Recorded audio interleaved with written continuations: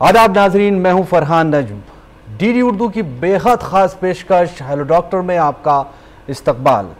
जैसा कि आप जानते हैं, हमारा ये जो हेलो डॉक्टर का प्रोग्राम है हर जुमेरात 4 बजे शाम आपके सामने आ जाता है और इस प्रोग्राम का और हमारा मकसद है कि आप सेहत को लेकर बेदार रहें और हमारा जो माशरा है एक सेहतमंद माशरा कायम हो। इसीलिए हम मुख्तलिफ तरह के जो मौज़ूआत हैं वो आपके सामने पेश करते हैं, आपको बताते हैं कि किस तरह से आप किसी भी बीमारी को पहचानें, कैसे उसका इलाज करें और किस एक्सपर्ट के पास जाएं। आपने अक्सर सुना होगा कि कोई आपसे कह रहा है कि मेरा दिल कर रहा है कि मैं कुछ खाना खाऊं, या फिर कोई कह रहा है कि मेरा दिल कर रहा है कि मैं कहीं जाऊं, या फिर इसके अलावा बहुत सारी ऐसी बातें आपके तजुर्बे में भी होंगी जो अक्सर कहती होंगी कि मेरा दिल किसी को देखने का कर रहा है।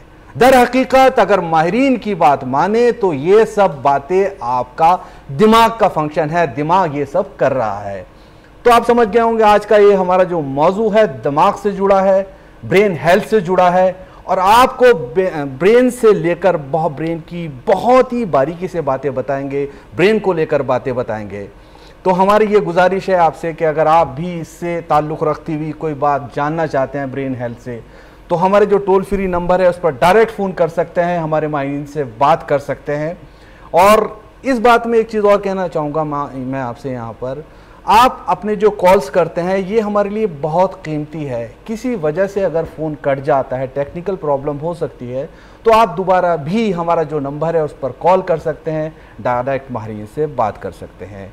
तो अब अपने प्रोग्राम का आगाज़ करते हैं इस बेहद ख़ास रिपोर्ट के साथ जो आपके लिए है, मुलाहिज़ा फरमाइए।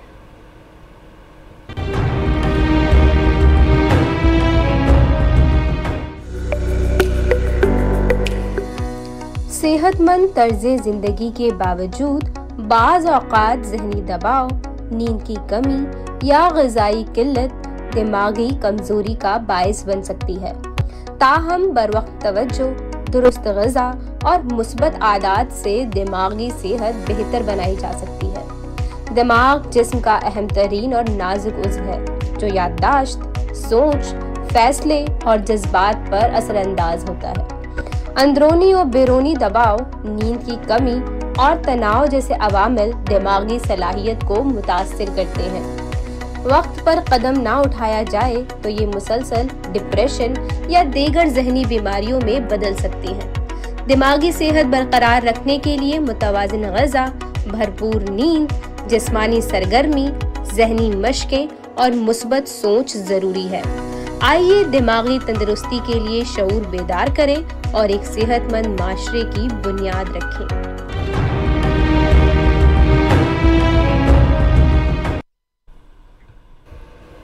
नाज़रीन, अगर आप किसी से बात कर रहे हैं और उसकी बात आप समझ रहे हैं और वो भी आपकी बात समझ रहा है, आपकी बातों से मुतासिर हो रहा है और अच्छे बुरे की आपको पूरी तरह से हिस्स है, आपकी नींद पूरी है, आप अच्छे से ग़िज़ा ले रहे हैं, तो अगर माहिरीन की बात माने तो आपका ब्रेन हेल्दी है और सही से काम कर रहा है। इसके अलावा अगर किसी तरह की परेशानी आपके सामने हो रही है, आप किसी तरह से सो नहीं पा रहे हैं या फिर आपको चलने में कंपन हो रही है या भूलने की परेशानी सामने आ रही है आपके, या दूसरे लोग आपको बता रहे हैं कि आप कोई भूल रहे हैं कोई बात, या फिर आप दूसरी तरह से जो चीज़ें करना चाहते हैं वो कर नहीं पा रहे हैं, तो ये हो सकता है कि आपके ब्रेन की परेशानी हो और आपको इसको समझना चाहिए और फ़ौरन अच्छे डॉक्टर की तरफ रुजू करना चाहिए। तो आज इस ख़ास मौजू पर जो बात करने के लिए हमारे एक्सपर्ट्स मौजूद हैं, आपको उनसे तारुफ कराते हैं। हमारे साथ मौजूद हैं यहाँ पर प्रोफेसर राजेंद्र के धमेजा जो कि डायरेक्टर हैं इबास हॉस्पिटल दिल्ली में। हमारे साथ मौजूद हैं डॉक्टर ज्योति गर्ग जो कि HOD हैं department of neurology, doctor Ram Manoloya hospital Delhi में। और हमारे साथ मौजूद हैं डॉक्टर सोपन गुप्ता जो कि प्रोफेसर हैं department of neurology, Pant hospital Delhi में। तीनों एक्सपर्ट्स का बेहद शुक्रगुजार हूँ मैं, आप प्रोग्राम में तशरीफ़ लाए। प्रोग्राम की शुरुआत मैं यहाँ डॉक्टर राजेंद्र आपसे करना चाहूँगा। अभी ब्रेन हेल्थ को लेकर हमने शो यहाँ पर आज बनाया है और इस पर हम गुफ्तगू कर रहे हैं, जैसे कि आपने पैकेज में भी देखा, और आप एक अच्छे और एक्सपीरियंस डॉक्टर हैं न्यूरोलॉजी में अगर बात की जाए, डायरेक्टर हैं इबास के आप। मैं जानना चाहता हूं कि ब्रेन हेल्थ क्या है और अगर ब्रेन में किसी तरह की परेशानी हो रही है वो कैसे जाहिर होती है, और अगर ब्रेन में परेशानी हो रही है तो वो बॉडी पर किस तरह से असर डालती है? बहुत बहुत शुक्रिया आपका, और आप सभी को और सभी देखने वाले लोगों को मेरा नमस्कार। और आपको मैं ये बताना चाहता हूँ कि कल ही परसों जो हमने वर्ल्ड ब्रेन हेल्थ डे मनाया है 22 जुलाई को, पूरे विश्व में वर्ल्ड ब्रेन डे के नाम से हम मनाते हैं, और ये जो आपका प्रोग्राम है उसी दिशा में एक बहुत अच्छी पहल है, और लोगों को जागरूक करना, लोगों को ब्रेन हेल्थ के बारे में बताना। तो आप सभी को, आपके प्रोड्यूसर्स को, आपके सभी स्टाफ को बहुत बहुत धन्यवाद, बहुत बहुत शुक्रिया कि आपने ये प्रोग्राम रखा और लोगों को जागरूक करने की एक पहल की। जहाँ तक ब्रेन हेल्थ का जो आपने पूछा है, तो बहुत सारे अलग अलग डेफिनेशंस हैं, बहुत अलग अलग बातें हैं ब्रेन हेल्थ के बारे में। तो ब्रेन हमारा एक कमांड सेंटर है। जैसे कोई गाड़ी चलती है, मोटर कार, उसमें पेट्रोल भी चाहिए, उसमें इंजन भी चाहिए, उसमें करंट भी चाहिए, तो ऐसे ही हमारा एक ब्रेन जो है हमारे जो शरीर में एक बहुत बड़ा कमांड सेंटर है जो सबको कंट्रोल करता है। तो सभी जो आपकी एक्टिविटीज़ हैं उसको कंट्रोल करने के लिए हमारा ये तकरीबन 1.5 किलो का जो ब्रेन है, बहुत ही सेमी सॉलिड, बहुत ही नाजुक अंग है, और ये सभी एक्टिविटीज़ को कंट्रोल करता है। और इसकी जो भगवान ने जो खुदा ने हमें दिए हैं बिलियंस ऑफ न्यूरॉन जो ब्रेन को बनाते हैं, उनकी जो तादाद है, जो उनकी जो संख्या है, वो फिक्स है। यानी कि बाकी शरीर के अंग जो हैं थोड़ा बाद में बढ़ते हैं, ग्रोथ करते हैं, ब्रेन भी ग्रोथ करता है, लेकिन उसके जो न्यूरॉन्स हैं, जो बेसिक सेल है, वो अब उतना फिक्स रहता है। और इसी वजह से उसके ऊपर ध्यान देना, आपके दिमाग की सेहत के ऊपर ध्यान देना बहुत ज़रूरी है। तो ब्रेन जो है सभी चीज़ों को मैंने कहा कंट्रोल करता है, चाहे आपकी नींद हो, चाहे आपकी भूख हो, चाहे आपकी दूसरी एक्टिविटीज़ हो, ये सभी चीज़ें दिमागी कंट्रोल करती हैं। और दिमाग की जो कोशिकाएं हैं, जो न्यूरॉन्स हैं, वो संदेश देती हैं, मैसेजेस देती हैं मांसपेशियों को थ्रू नर्व्स की जो हमारी पाइप्स हैं, जो हमारी ट्रांसमिशन की जो लाइनें हैं पूरे शरीर में बिछी हुई हैं, और उन्हीं के जो माध्यम से हम जो है अब ब्रेन जो है कम्युनिकेट करता है अपने मसल से, अपनी एक्टिविटी से। तो ये बहुत इंपॉर्टेंट है, ये बहुत इंपॉर्टेंट अंग है, बहुत इंपॉर्टेंट जो दिमाग की सेहत है। और आजकल बहुत जागरूक हैं कि कैसे इसको हेल्दी बनाया जाए, कैसे आप जो है अपने ब्रेन को, अपने दिमाग की सेहत को ऊपर ध्यान दे सकते हैं। इसी पे हम चर्चा करेंगे जैसे हम आगे कार्यक्रम में बढ़ेंगे। यहाँ पर हम बहुत अच्छे से समझ सकते हैं कि इंसानी जो जिस्म है उसके लिए जो ब्रेन है कितनी ज़्यादा अहमियत रखता है। अब यहाँ पर जैसे हमारे डॉक्टर साहब ने, डायरेक्टर साहब ने बहुत सारी बातें बताई हैं तफसील से। अब ये भी जानना ज़रूरी है कि जो बीमारियाँ होती हैं ब्रेन की वो क्या होती हैं। इसके लिए मैं गुजारिश करूँगा डॉक्टर ज्योति से। डॉक्टर ज्योति, आप हमें बताइए कि ब्रेन में किस तरह की बीमारियाँ, परेशानियाँ आमतौर पर देखने को मिलती हैं। नमस्कार सभी को। ब्रेन में जो बीमारियां होती हैं वो मतलब कई तरह से हैं। अगर हम देखे जाए इन्फेक्शन के, सबसे पहले तो मैं आऊँगी कि अगर चोट लगती है, ट्रॉमा होता है, वो ब्रेन को नुकसान पहुंचाता है, जिसको हम हेड इंजरी बोलते हैं। मस्तिष्क में चोट जो रोड ट्रैफिक एक्सीडेंट्स में लगती है। उसके अलावा स्ट्रोक, जो पैरालिसिस जिसको बोलते हैं पैरालिसिस या फालिश कहा जाता है, वो हो जाता है ब्रेन से। वो भी ब्रेन के अंदर अगर ब्लड सर्कुलेशन नहीं हुआ या फिर ब्रेन में नस फट गई तो उसकी वजह से होता है। डिमेंशिया होता है, मतलब विस्मृति हो जाता है, आदमी भूलने की बीमारी हो जाती है, वो भी ब्रेन में होती है। मिर्गी की बीमारी, एपिलेप्सी जिनको होती है, वो भी ब्रेन से ही संबंधित है। उसके अलावा ब्रेन जो हमारी मांसपेशियों को कंट्रोल करता है, तो नसों से संबंधित बहुत सारी बीमारियां हैं जो ब्रेन के ही थ्रू, हम बोलेंगे कि वो ब्रेन से ही संबंधित है अल्टीमेटली। तो नसों की वो बीमारियां भी उन्हीं से होती हैं संबंधित। तो स्ट्रोक हो गया, डिमेंशिया मतलब विस्मृति होना, पक्षाघात, पैरालिसिस का अटैक होना है, नसों की बीमारी है, पैरालिसिस का अटैक है, ये सब बीमारियां जो है ब्रेन से। इन्फेक्शंस भी होते हैं कई, जैसे मेनिंजाइटिस है, एनकेफेलाइटिस है, बहुत सारी बीमारियां, इन्फेक्शंस होते हैं। यानी कि समझने की ज़रूरत है कि बहुत सारे अमराज हैं जो मुतासिर कर सकते हैं किसी भी इंसान के ब्रेन को। ये बातें बहुत ही बारीकी से आपने बताई डॉक्टर ज्योति। अब ये भी समझना ज़रूरी है, क्या कुछ इंसानी गलतियां हैं या फिर कुछ हमारी ऐसी चीज़ें हैं जो हमारा स्ट्रक्चर है उसमें है। इसके लिए जानने की ज़रूरत है हमारे बारे में कि ये रीज़न क्या है, वजह क्या है। डॉक्टर गुप्ता, मैं आपकी तरफ आऊँगा। जैसे कि डॉक्टर ज्योति ने बहुत सारे अमराज का जिक्र किया, बीमारियों का जिक्र किया, तो मैं ज़रा सा आपसे गुजारिश करूँगा, आप बताइए कि इन बीमारियों की मेन वजह क्या है जो आप समझते हैं। जी देखिए, ये बात तो स्पष्ट है कि ब्रेन कितना महत्वपूर्ण अंग है हमारा, और ब्रेन ही पूरे शरीर को कंट्रोल करता है। आज से आप 50-60 साल पहले चले जाइए, ब्रेन स्ट्रोक, पैरालिसिस जिसको कहते हैं, वो बूढ़ों की बीमारी हुआ करती थी। लेकिन आज के समय में वही बीमारी हम देखते हैं कि 20-30 साल की उम्र में हो रही है। कारण क्या है? कारण हमारी जीवन शैली है। हमारी जीवन शैली का हमारे ब्रेन पर बहुत गहरा असर पड़ता है। डायबिटीज़, हाइपरटेंशन, ये एक महत्वपूर्ण कारण है हमारे ब्रेन की बीमारियों का। स्ट्रोक, पैरालिसिस जो होता है, जब किसी का शुगर अनियंत्रित रहता है, और उसका कारण है खान पान में लापरवाही।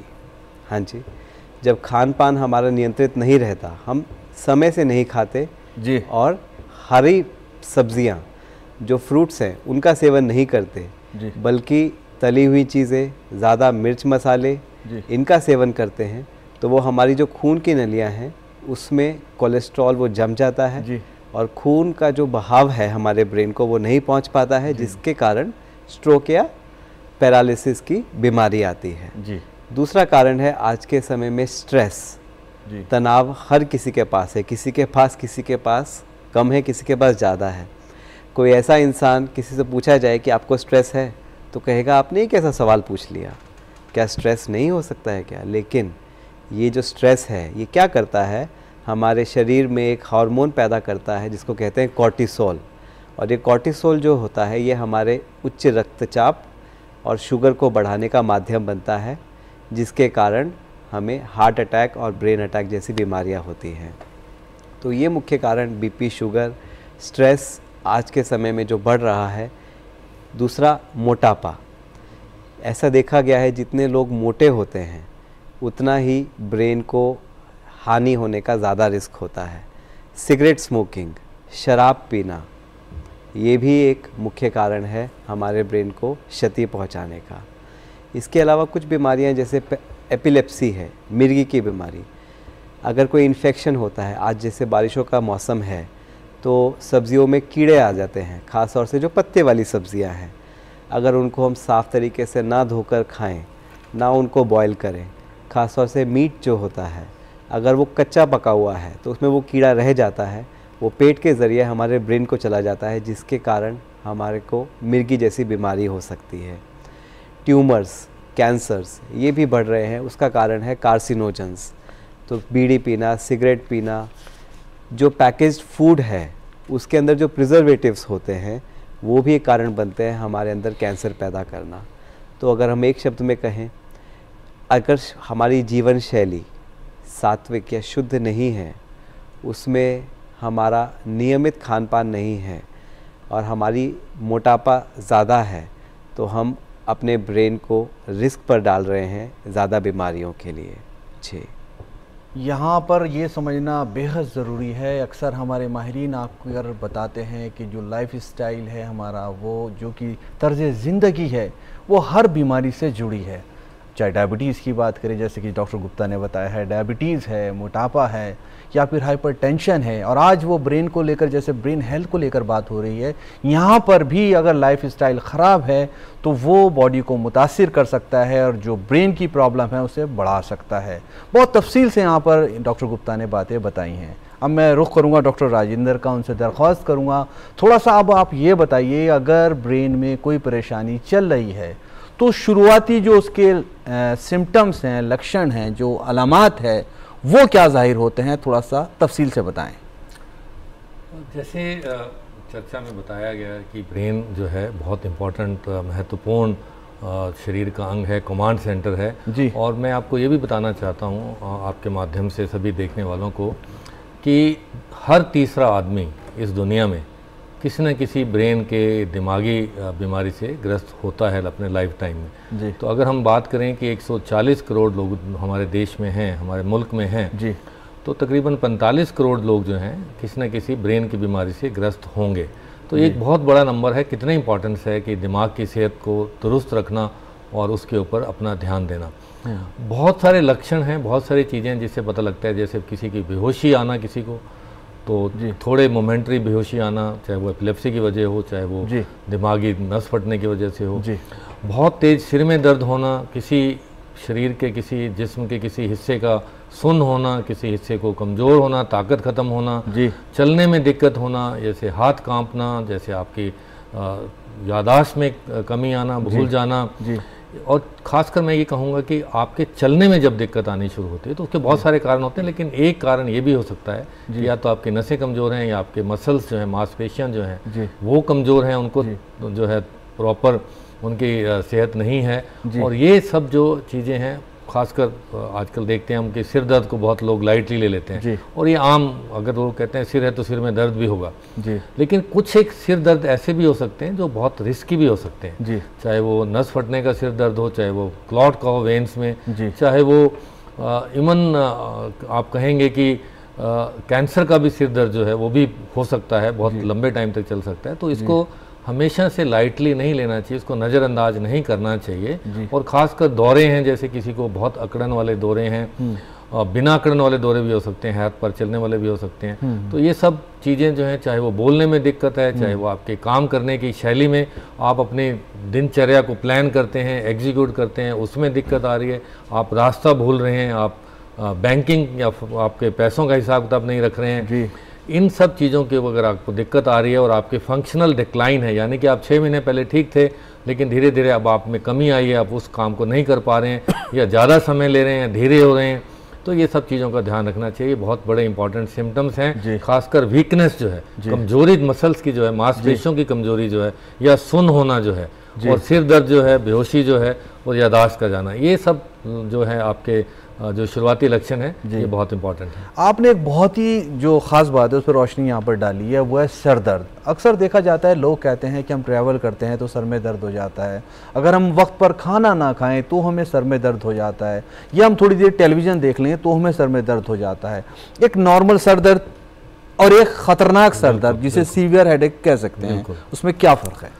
देखिए, नॉर्मल हेडेक जो है तो बड़े लंबे समय तक चलता है ना, उसको हम नॉर्मल हेडेक कह सकते हैं। लेकिन अगर आपका कोई रीसेंट ऑनसेट, कोई अभी थोड़े दिनों में अगर आपका कोई नया सिर दर्द आया है और बहुत तेज आया है, तो वो एक खतरनाक हो सकता है। उसके कारण अलग अलग भी हो सकते हैं। अगर सिर दर्द के साथ अगर आपको बुखार भी आ रहा है, या आपको दौरे आ रहे हैं, मिर्गी के दौरे आ रहे हैं, या आप बेहोश हो गए हैं, या सिर दर्द के बाद साथ में आपका शरीर का कोई हिस्सा कमजोर हो गया है, तो या आपको देखने में दिक्कत आ रही है, या आपको सुनने में दिक्कत आ रही है, तो अगर ये सिर दर्द के लक्षण और भी हैं, साथ में चक्कर आ रहे हैं, आपको धरती घूम रही है आपके इर्द गिर्द, तो ये बहुत परेशानी वाले हो सकते हैं। और जिसको हम कहते हैं कि worst headache of the life, कि जिंदगी में आपने कभी ऐसा सिर दर्द नहीं हुआ है, वो भी बहुत खतरनाक है। उसमें दिमाग की नाड़ी जिसको हम फटते हैं, जिसको हम सब रेकनॉइड हैमरेज बोलते हैं, या दिमाग की क्लॉटिंग है जिसको हम वीनस साइनस थ्रोम्बोसिस बोलते हैं, या ब्रेन की हैमरेज जो है जिसको हम दिमाग की हैमरेज बोलते हैं, वो है।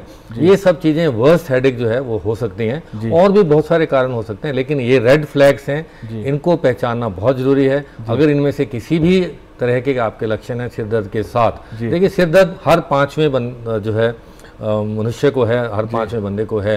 20% हमारी पॉपुलेशन माइग्रेन से ग्रस्त है, तो आप अंदाजा लगा सकते हैं कि कितना कॉमन है, कितनी आम बीमारी है। लेकिन वो जो 2% जो आपके सीवियर हेडेक वाले हैं, जो खतरनाक हेडेक वाले हैं, उनको पहचानना बहुत जरूरी है। जी जी जी।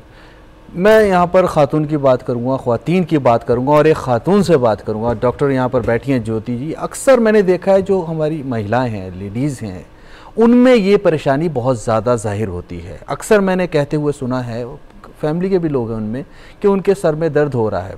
अब वो उसका रीज़न क्या है, वो खुद ठीक भी हो जाता है। और माइग्रेन की अगर जिक्र किया जाए यहाँ पर, माइग्रेन के ज़्यादातर पेशेंट महिलाओं में देखे जाते हैं। इसके पीछे क्या रीज़न है? हाँ, ये देखा गया है कि माइग्रेन जो है महिलाओं में ज़्यादा होता है। और क्या वजह है इसके पीछे? वजह उनके कई बार तो हार्मोन्स की वजह से भी उनको जो है माइग्रेन ज़्यादा होता है जी। और मतलब वैसे ही महिलाओं में माइग्रेन का ज़्यादा असर देखा गया है जी। और उसके अलावा जो सिर दर्द हैं महिलाओं में ज़्यादा होते हैं। कई बार खान पान की आपने देखा है, वो लापरवाही करती हैं, समय से खाना नहीं खाया है, समय से नींद पूरी नहीं ली है, कामकाज इतना है, पूरे समय लगातार एक्सर्शन में लगी हुई हैं, नींद ही पूरी नहीं हुई है उनकी जी। और खान पान, नींद पूरी नहीं होना, एक्सरसाइज नहीं करना, जीवन शैली जो है, सभी चीज़ें बताएं जिस तरह से कि हमारी जो दिमाग को है जीवन शैली बहुत अफेक्ट करती है। तो हमारी जो अधिकतर बीमारियां जो हैं, जो बहुत खतरनाक ना होकर भी लगातार बनी रहती हैं, जैसे सिर दर्द है, बहुत सारी महिलाएं हैं, थोड़ा सा काम किया, अब मान लीजिए उनको खून की कमी है, थोड़ा सा काम किया, एक्सर्शन हो गया, उनको सिर दर्द होने लगता है। जी। शुगर कम हो गई, सिर दर्द हो गया, खाना पूरा नहीं खाया, सिर दर्द हो जाएगा, नींद पूरी नहीं ली, सिर दर्द हो जाएगा। स्ट्रेस आजकल जो एक बहुत ज़्यादा एक मुख्य कारण और हो गया है, स्ट्रेस का जो है बहुत ज़्यादा हर किसी को स्ट्रेस है। महिलाओं में भी अपने अलग स्ट्रेसर के कारण हैं, परिवार में कुछ परेशानी है, आर्थिक परेशानी है, तो उससे उन लोगों को जो स्ट्रेस हो जाता है उससे भी उनको सिर दर्द। अच्छा, ये आपने बहुत सारी यहाँ परेशानियों का जिक्र किया है, तो ये परेशानियाँ तो मर्दों के भी साथ होती हैं। वो कभी खाना वक्त पे नहीं खाते हैं, वो बहुत सी बार सो नहीं पाते हैं, या फिर और फिक्रात भी उनकी ज़िंदगी में हैं यहाँ पर, तो ये परेशानियाँ उनके साथ नहीं होती क्या? कुछ मेडिकली कोई ऐसी चीज़ है, अगर हम बात करें यहाँ पर, वो ख़वातीन में ज़्यादा होती है, किसी तरह का कुछ और जिक्र करें आप मेडिकल पॉइंट ऑफ व्यू से, थोड़ा सा बताइए क्या वजह ऐसी ख़ास है जो माइग्रेन की परेशानी हमारी ख़वातीन में ज़्यादा जाहिर होती है? नहीं, मैंने जैसे कहा ना, हार्मोन्स वगैरह, हार्मोन्स का उसमें डिसबैलेंस हो सकता है, उसमें चेंजेस हो सकती है, जो एक रीज़न हो सकता है इसका। मैं डॉक्टर सुपन गुप्ता जी के पास वापस आऊँगा, उनसे जिक्र करूँगा यहाँ पर। अभी डॉक्टर साहब ने यहाँ पर हेमरेज का जिक्र किया है। हेमरेज आज के वक्त में सभी लोग जानते हैं बहुत जानलेवा बीमारी है और अक्सर देखने को मिलती है, और इसमें डेथ्स भी बहुत ज़्यादा हैं। तो हेमरेज क्या है, किस तरह से होता है, इससे बचाव भी कैसे किया जा सकता है, डॉक्टर गुप्ता? जी देखिए, बिल्कुल ये जागरूकता बहुत ज़रूरी है। ब्रेन हैमरेज एक जानलेवा बीमारी है, तो इससे बचाव ही इससे हमारी सुरक्षा कर सकता है। तो सबसे पहले ये किन कारणों से होता है, अगर उन कारणों को हम नियंत्रित रखें तो चांसेस हैं कि ब्रेन हैमरेज नहीं होगा। सबसे मुख्य कारण जो मोस्ट कॉमन रीज़न होता है वो है हाइपरटेंशन। हाँ, ब्लड प्रेशर, उच्च रक्तचाप हो सकता है, लेकिन कारण क्या बनता है वो है लापरवाही। अधिकतर लोग जो हमारे पास आते हैं। डॉक्टर गुप्ता, थोड़ा सा आपको यहाँ मैं रोकूंगा, हमारी कॉल आ गई है, आपसे बात जारी रहेगी मेरी इस कॉल के बाद। हेलो। हेलो, नमस्कार। जी जी नमस्कार, हेलो डॉक्टर प्रोग्राम में आपका इस्तकबाल, अपना सवाल पूछिए। जी, मुझे कई बार ऐसा लगता है कि जैसे जो है, मतलब सर जो है चक्कर खा रहा है, मतलब चक्कर नहीं खा रहा होता, आराम से बैठा भी हूँ, तो ऐसा लगता है कि जो दूसरे पर्सन हैं, जो पीपल्स हैं, वो फास्ट फॉरवर्ड में जा रहे हैं, या कई बार स्लो हो जाता है, बिल्कुल ऐसा लगता है कि बहुत थका हुआ, सारी चीजें जो स्लो मोशन में चल रही है। ये मेरे साथ दिक्कत होती है कई बार। आपकी उम्र कितनी है? 32। 32 साल उम्र में डॉक्टर साहब, आपसे मैं ज़रा सा जानना चाहूँगा, आपने सवाल सुन लिया है, आपकी क्या रिएक्शन है यहाँ पर? देखिए, चक्कर आने के बहुत सारे कारण हो सकते हैं। एक दिमाग की वजह से भी हो सकते हैं, कान की बीमारी की वजह से भी हो सकते हैं।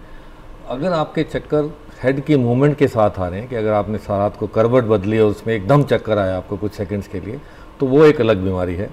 अगर वो कई बार कान में छोटी छोटी पत्थरी की वजह से भी होती है। अगर आपके दिमाग के पिछले हिस्से में अगर कोई कारण है उसके भी चक्कर आ सकते हैं। और हमारी जो नस है, अगर वो 8 नंबर की नस है, अगर उसके भी इन्फेक्शन हो या उसकी कोई इन्वॉल्वमेंट हो, उसकी कोई बीमारी हो, तब भी चक्कर आ सकते हैं।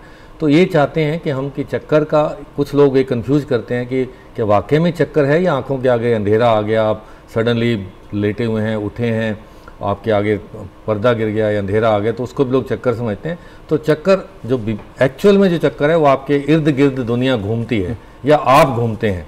तो वो चक्कर जो है उसके लिए असेसमेंट और इवैल्यूएशन होना ज़रूरी है कि क्या ये दिमाग की बीमारी है या ये कान की बीमारी है। तो अगर और भी बहुत सारे चक्कर के कारण हो सकते हैं, इसमें जैसे डॉक्टर ज्योति गर्ग ने बहुत अच्छा बताया कि किसी में खून की कमी है, उसको भी चक्कर आ सकते हैं।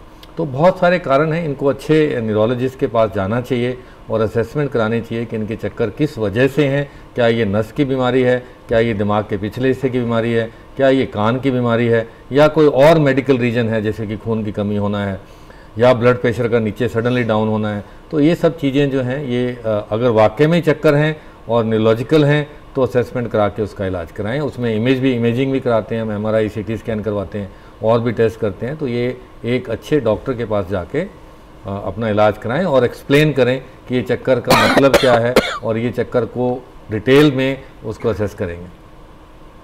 हम उम्मीद करते हैं यहाँ पर आपने बात बहुत अच्छे से समझ ली होगी। फ़ोन करने के लिए आपका बेहद शुक्रिया।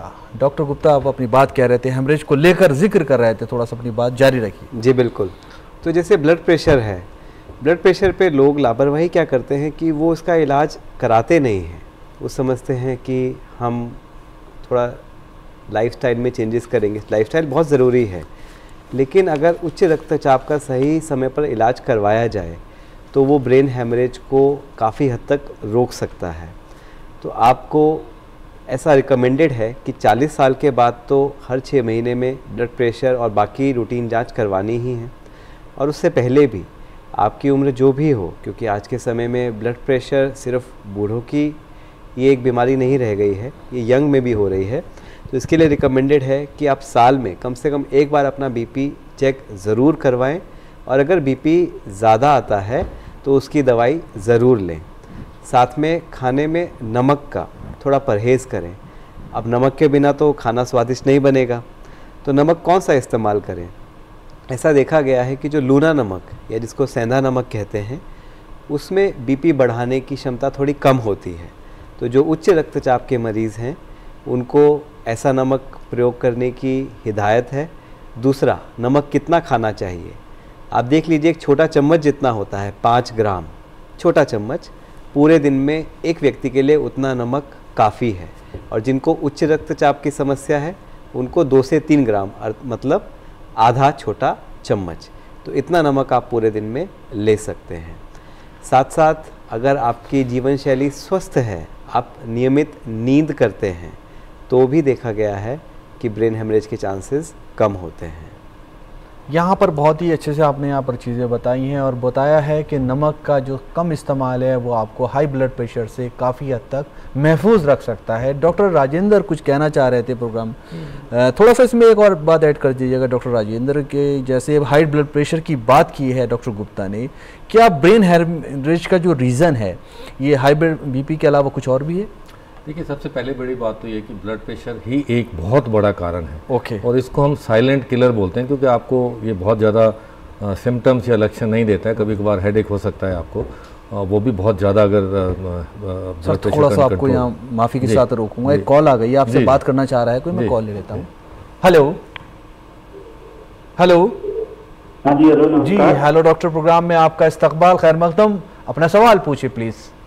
जी, मेरी बालिका है, मैं 24-25 साल की। जी। हाँ, तो उसे कभी अचानक से मतलब शॉक टाइप का आ जाता है, ऐसे अचानक ही वो बेहोश हो जाती है, वो आंखें उसकी ऐसे गोल गोल घूमने लग जाती हैं। और ये करीब क्या कहते हैं 3 साल लगभग हो गए हैं। शुरू में हुआ था, उसके बाद डॉक्टर साहब को भी दिखाया था, ये हल्द्वानी में चल रहा था इलाज। तो उसके बाद फिर से अभी हाल में ये 10-15 दिन पहले फिर वो स्टॉक आ गया, जबकि दवाई सब चल ली थी। हेलो डॉक्टर राजेंद्र, मैं आपसे गुजारिश करूंगा तो अगर आप सवाल समझ गए हैं। मैं समझ पाया हूँ, बच्ची के बेहोशी की बात कर रहे हैं, शायद फिट्स की बात कर रहे हैं। तो ये मोस्ट लाइकली जो इनको एपिलेप्सी की बीमारी है, और अगर ये दौरे जो बार बार पड़ते हैं और कई बार पड़ते हैं तो एपिलेप्सी की ही जो है लक्षण हैं ये। और एपिलेप्सी के बारे में जो है इसको इवेलुएट करना, असेस करना, जांच करना बहुत ज़रूरी है। क्या इनको कभी सिर में चोट तो नहीं लगी बचपन में, कभी ये बचपन में लंबी बीमारी तो नहीं हुई, दिमागी टीबी या दिमाग की इन्फेक्शन तो नहीं हुई, घर में किसी और को फैमिली में एपिलेप्सी की बीमारी तो नहीं है। इनके एग्जामिनेशन में देखना पड़ेगा कोई ऐसा लक्षण तो नहीं है, एग्ज़ाम न्यूरोलॉजिकल असेसमेंट में, ब्रेन के असेसमेंट में कोई कहीं की कमजोरी या कहीं की और भी लक्षण तो नहीं है। तो एपिलेप्सी एक बहुत बड़ा सिंड्रोम है जिसके लिए हम जांच भी करते हैं, जैसे ईईजी है, सीटी स्कैन है या एमआरआई है। और भी कारण हो सकते हैं एपिलेप्सी के, कंजेनिटल भी हो सकते हैं जिसको हम जन्मजात या इनहेरिटेड का कारण बोलते हैं। स्ट्रक्चरल प्रॉब्लम भी हो सकती हैं कि दिमाग की जो डेवलपमेंट है वो पूरी नहीं हुई है, न्यूरो डेवलपमेंटल इश्यूज हो सकते हैं, हो सकता है दिमागी कमज़ोर भी हो सकता है, दिमाग के साथ और चीज़ें भी हो सकती हैं मिर्गी के साथ। तो मिर्गी की पूरी जांच कराएं। मिर्गी कोई ऊपर का रोग नहीं है, बीमारी नहीं है, ये एक दिमाग की बीमारी है, ये एक आम बीमारी है। और हमारे मुल्क में बात करें तो 1 करोड़ से ज़्यादा लोग हैं जो इस बीमारी से ग्रस्त हैं, इस बीमारी के साथ हैं वो। और ये ज़्यादातर देखा गया है कि बहुत सारे पेशेंट्स में, बहुत सारे मरीजों में अगर आप नियमित रूप से 3 साल दवाई खाएं, 2 से 3 साल दवाई खाएं, तो बहुत सारे पेशेंट्स को ठीक हो जाते हैं। बिल्कुल दवाई भी बंद हो सकती है। 70 से 80% लोग ऐसे होते हैं जिनमें कोई कारण अगर नहीं मिलता है, कारण भी हो सकता है जैसे डॉक्टर ज्योति ने बताया कि कीड़े वाली दवाई जो है या कीड़े वाली बीमारी है, सिस्टिक सर्कोसिस जिसको हम बोलते हैं, दिमाग में कीड़े अगर हैं उसकी वजह से मिर्गी हो सकती है, टीबी की वजह से भी मिर्गी हो सकती है, इन्फेक्शंस हैं जिनकी वजह से हो सकती है, अनुवांशिक बीमारियां उसकी वजह से हो सकती है। तो ये तो स्ट्रक्चर मेरे प्रॉब्लम ख्याल हो से सकती है। जितना आपने बताया इवैल्यूएशन की बहुत जरूरत जरूरी है, ईजी कराएं, एमआरआई कराएं, तरीके से अच्छे डॉक्टर को जी, दिखाएं जी। और 3 साल तक दवाई खाएं, दवाई नियमित रूप से खाएं, टाइम पे सोएं, टाइम पे खाना खाएं। जी जी जी। और ये बहुत जरूरी है। तो ये बहुत मुश्किल काम नहीं है। आप हल्द्वानी में भी किसी अच्छे डॉक्टर को दिखा सकते हैं, वहाँ पे मेडिकल कॉलेज है, न्यूरोलॉजिस्ट भी हैं वहाँ पे, और आराम से इनका इलाज हो सकता है। राइट राइट, ये जो चीज़ें बताई हैं आपको इनका बेहद ख्याल रखिए और हो सके जितना भी हो सके डॉक्टर कहता है पूरा फॉलोअप कीजिए। ये है नए ख्वाहिशात हैं, वो बच्ची पूरी तरह से सेहतमंद हो। नॉर्मल लाइफ आपका बेहद शुक्रिया। आप बीपी की बात कर रहे थे, वक्त की अब जरा सी कमी है, थोड़ा सा बता दीजिए। नहीं, ये ब्रेन हेमरेज में साइलेंट किलर की तरह है ये, क्योंकि इसके बहुत ज़्यादा तकलीफ नहीं होती मरीज को, तो हम लापरवाही करते हैं। ये सिंगल मोस्ट कारण है ब्रेन हेमरेज का। ओके, तो इसलिए मेजर कारण या मेजर रीजन मान सकते हैं यही है, मेजर कारण यही है। और उसकी जैसे डॉक्टर साहब ने बताया, डॉक्टर गुप्ता ने, कि अगर आप नमक अपना आधा कर दें, 5 सर्विंग्स जो आपकी फ्रूट्स और सैलेड्स की लें, रेगुलर नियमित एक्सरसाइज करें। आप पहले हम 10,000 स्टेप्स कहते थे, आजकल तो 7,000 स्टेप्स की बात हो रही है। राइट। आपके दिमाग की कसरत भी करें, जैसे हमारी फिजिकल कसरत करते हैं ना, जाके एरोबिक्स करते हैं, ब्रिस्क वॉकिंग करते हैं, ऐसे दिमाग की कसरत भी है। आप अपनी नई लैंग्वेज सीखिए, नए कनेक्शंस बनाइए, नए सोशल अपनी लाइफ को बढ़ावा दीजिए।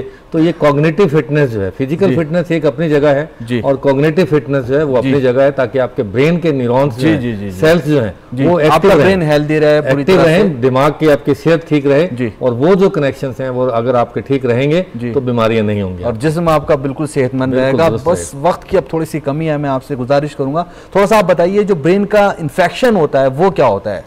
देखिए, इन्फेक्शन तो बच्चों में भी हो सकता है, बड़ों में भी हो सकता है। मेनिंजाइटिस जो है उसके अलग अलग कीटाणु जो हैं, बैक्टीरियल है, वायरल हैं, और टीबी है, फंगल है, सारे हो सकते हैं। ये इन्फेक्शन यूजुअली सिर दर्द, बुखार, चक्कर आना, बेहोशी हो जाना, ये सब के इनके लक्षण हैं। और जब ऐसी चीज़ आती है और सडन नहीं होती, 2-4 दिन का बुखार है, साथ में सिर दर्द है या दौरे पड़ रहे हैं, तो फटाफट हॉस्पिटल में लेके जाना चाहिए। दिमाग की इन्फेक्शन भी हो सकती है और ये ट्रीटेबल है, प्रिवेंटेबल है। अगर हम साफ सफाई रखेंगे, हाइजीन अच्छी रखेंगे और अच्छा खाना खाएंगे और हमारा वातावरण अच्छा रहेगा, तो ये इन्फेक्शंस तो प्रिवेंट। डॉक्टर ज्योति, थोड़ा सा आपसे गुजारिश करूंगा, ब्रेन में इन्फेक्शन होता है उसके सिम्टम्स क्या हैं जिसे पहचान कर फौरन डॉक्टर के पास चला जाना चाहिए? चाहे वो बच्चे, खासतौर से बच्चों में ज़्यादा देखने को मिलता है, बच्चों की बात करें, बड़ों की बात करें, तो क्या सिम्टम्स जाहिर होते हैं ये जो फौरन डॉक्टर के पास जाना बेहद ज़रूरी है? जहाँ पर बच्चों में अगर हम बात करें, तो अगर हम छोटे बच्चों में भी कई कैटेगरी, अगर बहुत छोटे बच्चे हैं, बोल नहीं सकते हैं, अगर मान लीजिए उनको कहीं परेशानी, सिर दर्द भी, कुछ भी बोल नहीं पाएंगे, तो अगर वो चिड़चिड़े हो जाते हैं, खाना नहीं ठीक से खा रहे हैं, बुखार आ रहा है लगातार, तो हमें उस समय में उन्होंने बच्चों के डॉक्टर को दिखाना चाहिए। थोड़े और बड़े बच्चों में आए जो बता सकते हैं, तो वो बताते हैं कि सिर दर्द की बीमारी है। सिर दर्द कई बार बहुत ज़्यादा होता है, उसके साथ सिर दर्द के साथ अगर बुखार आया, जैसे पहले भी बताया था डॉक्टर दमीजा ने, कि अगर सिर दर्द के साथ बुखार भी आता है और मिर्गी के दौरे भी पड़ते हैं, उन्हें तुरंत अस्पताल ले जाना चाहिए। इन्फेक्शन हो सकता है, बुखार एक बड़ा कारण होता है अगर इन्फेक्शन को बताने के लिए, क्योंकि शरीर में कहीं भी इन्फेक्शन हो, बुखार होता है साथ में। तो वैसे ही दिमाग के इन्फेक्शन अगर होंगे तो सिर दर्द, मिर्गी की बीमारी या कई बार हाथ पैर में कमजोरी के साथ में बुखार भी अगर लंबे समय चल रहा है स्पेशली, तो छोटे समय समझा जा सकता है कि ये ब्रेन में इन्फेक्शन हो सकता है। आप क्या कहना चाहेंगे सर इस बारे में? इन्फेक्शन की बात हो रही है, जल्दी से थोड़ा सा बताइए। जी बिल्कुल, ब्रेन इन्फेक्शन एक ऐसा समस्या है जिसका इलाज संभव है और पूरी तरह ठीक भी हो जाता है, बशर्ते इसको टाइम से पकड़ लिया जाए। तो आप 4 चीज़ें याद रखें: सर दर्द, उल्टियाँ, बेहोशी आना, साथ में मिर्गी की। अगर ये 4 लक्षण आपको दिख रहे हैं तो आपको तुरंत डॉक्टर को देर नहीं करनी चाहिए, फौरन डॉक्टर के पास जाना चाहिए। फोन ले लेता हूं मैं यहाँ पर। हेलो हेलो हेलो, लगता है हमारा संपर्क यहाँ पर नहीं हो पा रहा है। मैं एक सवाल राजकुमार जी, राजेंद्र जी, आपसे यहाँ पर लूँगा। थोड़ा सा मैसेज का आपसे गुजारिश करूँगा, आप प्रोग्राम के लिए मैसेज दीजिए और बताइए, इसमें ये ज़रूर ऐड कीजिए, किसी भी इंसान को अपने ब्रेन को हेल्दी रखने के लिए किन बातों का ख्याल रखने की ज़रूरत है? देखिए, हमारी 5 उंगलियां हैं और 5 चीज़ें मैं आपको बताऊंगा। एक तो ये कि अपने लाइफस्टाइल में अल्कोहल, स्मोकिंग और रेगुलर एक्सरसाइज, ये बहुत ज़रूरी है ब्रेन की हेल्थ को, दिमाग की सेहत के लिए। दूसरा ये कि आपको 6 से 8 घंटे अच्छी नींद आनी चाहिए, रिफ्रेशिंग स्लीप होनी चाहिए। स्लीप हाइजीन का ख्याल रखें कि टाइम पे सोएं, टाइम पे उठें और बिस्तर में या जो बेडरूम है उसमें सिर्फ सोएं, ना कि आप उसमें टीवी, खाना, ये सब। स्क्रीन टाइम जो है हमारा बहुत इंपॉर्टेंट है। आप चाहे वो टीवी स्क्रीन है, चाहे लैपटॉप है, चाहे वो फ़ोन है, चाहे वो आईपैड है, ये इन चीज़ों को रिस्ट्रिक्ट करें और एक स्क्रीन टाइम की डिसिप्लिन में आप उसको यूज़ करें। और उसके बाद है हमारी न्यूट्रिशन और डाइट। जो डाइट है आपकी, अगर हम ये कहते हैं कि 5 सर्विंग फ्रूट्स और सैलेड्स, हरे भरे लाल पीले फ्रूट्स जो आते हैं सब लोग, फलाहार, फल खाइए आप, सब्जियां खाइए, हर अच्छी सब्जियां खाइए, और इन चीज़ों के साथ आप अपने नमक को कम कर दीजिए, आधा नमक करिए। अगर आपको शुगर है, डायबिटीज़ है तो उसको कंट्रोल में रखिए, और ब्लड प्रेशर है तो उसको कंट्रोल में रखिए। और इनके अलावा जो है अपने आप को तनाव से, स्ट्रेस से अपने आप को मुक्त रखें, कम रखें, अच्छी पॉजिटिव थिंकिंग रखें, अपने इर्द गिर्द अच्छे दोस्त बनाइए, अच्छी लैंग्वेज सीखिए, हर चीज़ में अपने आप को, दिमाग को एक्सरसाइज कराते रहें, कनेक्शन बनाते रहें, तो आपकी दिमागी सेहत बहुत अच्छी रहेगी और आप भी अच्छे रहेंगे और अपने परिवार वालों को भी अच्छा रखेंगे। सभी को अच्छा रखना है और सभी के बारे में समझना है। और एक बात जो डॉक्टर साहब ने बताई है, डॉक्टर राजेंद्र ने, दोस्ती करनी है। दोस्त भी आपको अच्छी सेहत की तरफ लेके जा सकते हैं। फैमिली से भी कनेक्टेड रहिए। जी जी बिल्कुल, फैमिली से भी रहिए, दोस्तों से भी रहिए। डॉक्टर ज्योति, आप किस तरह से अपना रिएक्शन देना चाहें, पैगाम देना चाहेंगी प्रोग्राम देखने वालों को? अधिकतर चीज़ें तो डॉक्टर धमीजा बता चुके हैं कि अच्छा खान पान, जीवन शैली को हमें स्वस्थ रखना है जी। तो अच्छा खान पान, नींद और नियमित व्यायाम, वो भी आज के समय में हमें करना है। क्योंकि पहले के समय में तो ये होता था कि बहुत सारी एक्टिविटीज़ ऐसी होती थी कि हर महिलाओं को हो, चाहे जेंट्स हो, चाहे महिलाएं हैं या आदमी हो, उनको मतलब फिजिकल एक्टिविटी होती रहती थी। जीवन शैली इसी तरह की थी। अभी जीवन शैली बिल्कुल सुस्त हो चुकी है। सब चीज़ की सुविधा हमारे पास, मॉडर्न गैजेट्स हैं, तो उसके लिए व्यायाम फिर अलग से हमें करना पड़ेगा। व्यायाम को अगर नियमित व्यायाम हम करें, साथ में अच्छा खान पान, अच्छी नींद बेहतर लें और नशे से दूर रहें। नशे से दूर रहें और नशा करें तो मोहब्बत का नशा करें। ये जो गलत नशा जिसे सब लोग मना करते हैं, उन पे की तरफ बिल्कुल नहीं जाएं। दूसरा एक चीज़ और मैं बताना चाहूँगी कि जो जैसे हम लोग ये आजकल एक्सीडेंट्स हैं, उससे भी बहुत ज़्यादा जो है ब्रेन को नुकसान होता है। तो जो लोग ड्राइव करते हैं, जो गाड़ियाँ चलाते हैं, तो वो हेलमेट का ज़रूर इस्तेमाल करें। उससे बहुत सारी जो ये प्रिवेंटेबल बीमारी है, बहुत अच्छे से आपने ये बात बोली है, बहुत ज़रूरी थी और ये आपने बोली है। यंग लोगों के लिए सभी के लिए हेलमेट तो सभी को लगाना चाहिए, चाहे महिलाएं हों या जेंट्स हो, कोई भी हो। डॉक्टर गुप्ता, मैं यहाँ पे आपसे पैगाम तो लेना ही चाहता हूँ। बिल्कुल लास्ट में ये भी बता दीजिए, अगर लोग इस बीमारी में मुब्तला हैं, जिनको ये परेशानी हो गई है ब्रेन की, तो क्या वो पूरी तरह ठीक की जा सकती है? उसके लिए भी कुछ जो तदाबीर रहेगी, जो स्टेप्स रहेंगे, वो क्या रहेंगे? जी बिल्कुल, अक्सर करके ब्रेन की बीमारियों में कारण होता है इलाज लेट होना, क्योंकि उसको नज़रअंदाज कर देते हैं लोग, और जब लेट हो जाता है तब वो हमारे पास आते हैं। तो आप सबसे इल्तिजा है कि आप थोड़े से भी लक्षण हैं ज़रूर अपने डॉक्टर के पास जाएं, और लक्षण नहीं भी हैं सालाना अपना चेकअप ज़रूर करवाएं। उसमें कुछ बेसिक टेस्ट होते हैं जिससे हमें पता चल जाता है कि कुछ नए लक्षण आ रहे हैं या नहीं आ रहे हैं। जीवन शैली अपने आप में बहुत ज़रूरी है, लेकिन हाँ, बीमारी आ भी जाए तो घबराएं नहीं, परेशान ना हो। मेडिकल साइंस ने बहुत तरक्की की है, ख़ास तौर से न्यूरो साइंस ने। आज हमारे पास ऐसी दवाइयाँ हैं कि हम क्लॉट को पिघला सकते हैं। अगर आप 6 घंटे के अंदर अंदर हमारे पास आ जाते हैं और पैरालिसिस ठीक हो सकता है। मिर्गी जो पहले लाइलाज मानी जाती थी, अब हम उसका सब पूरी तरीके से इलाज कर सकते हैं, एक नई ज़िंदगी दे सकते हैं। भूलने की बीमारी में भी कई ऐसी दवाइयाँ हैं जो कारगर हैं और मरीज़ ठीक हो जाता है, उसकी याददाश्त कई हद तक वापस आ सकती है। हाथ पैर के कंपन की, जिसको पार्किंसन रोग कहते हैं, उसमें भी ऐसे बहुत सारी नई दवाइयाँ हैं जिनसे मरीज़ बिल्कुल अपनी एक नॉर्मल जीवन शैली जी सकता है। तो स्वस्थ रहें, मस्त रहें, खुश रहें, और कभी बीमारी आए तो परेशान ना हो, केवल डॉक्टर के पास जाएं। नमस्कार। डॉक्टर के पास जाना बेहद ज़रूरी है, क्योंकि डॉक्टर ही बीमारी को पहचानता है और उसका इलाज करता है। नाज़रीन, आज का ये प्रोग्राम बहुत ही अच्छा साबित हुआ, और जैसे कि डॉक्टर्स ने बताया है, मैं तीनों एक्सपर्ट्स का बेहद शुक्रगुजार हूँ प्रोग्राम में शिरकत के लिए।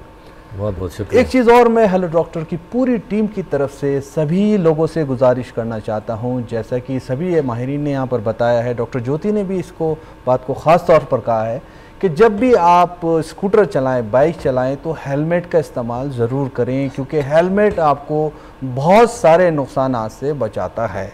अपना बेहद ख़ास ख्याल रखिए। और अब हम आपसे गुजारिश करेंगे, अगर आप भी हमें कुछ अपने सजेशंस देना चाहते हैं, इस प्रोग्राम के हवाले से कोई बात करना चाहते हैं, जो ईमेल हमारे स्क्रीन पर इस वक्त दिखाया जा रहा है, आप उस पर अपना ईमेल कीजिए और ज़रूर अपने बारे में या जो भी चीज़ें आप कहना चाहते हैं उसके बारे में हमें बताइए। दूसरा ये कि ये प्रोग्राम हमारा यूट्यूब पर अपलोड हो जाएगा, उस पर भी आप दोबारा देख सकते हैं, अपने रिएक्शन उस पर भी कमेंट के ज़रिए कर सकते हैं। अब बात करनी पड़ेगी यहाँ पर हमारा जो अगला टॉपिक है, आप उसके बारे में यहाँ पर वेट कर रहे होंगे कि हमारा अगला एपिसोड का जो हमारा टॉपिक होगा वो क्या होगा। ये वक्त जो चल रहा है बरसात का चल रहा है, और बरसात में अगर बरसात से जुड़ी हुई बातें ना हो तो हमारा प्रोग्राम भी अधूरा रहेगा। तो अगले हफ्ते हम आपको रेनी सीजन केयर यानी कि बरसात में जो परेशानियां हो सकती हैं उससे आगाह करेंगे, उनसे कैसे निपटा जाए इस बारे में बताएंगे। तब तक के लिए हमें फ़िलहाल इजाज़त दीजिए, अपना बेहद ख्याल रखिए, खुश रहिए, सेहतमंद रहिए और बहुत अपनी हिफाजत कीजिए। आदाब। मुतवाज़िन ग़िज़ा इस्तेमाल करें जो दिमाग को तक़वियत दे। रोज़ाना कम से कम 7 से 8 घंटे की नींद लें। जिस्मानी सरगर्मी को रोज़मर्रा मामूल का हिस्सा बनाएं। तनाव से बचने के लिए मुराक़बा और गहरी सांसें लें। सोशल राब्ते कायम रखें और तन्हाई से बचें। तंबाकू नोशी, शराब और नशावर चीज़ों से परहेज़ करें। पानी का ज़्यादा इस्तेमाल करें ताकि दिमाग हाइड्रेट रहे।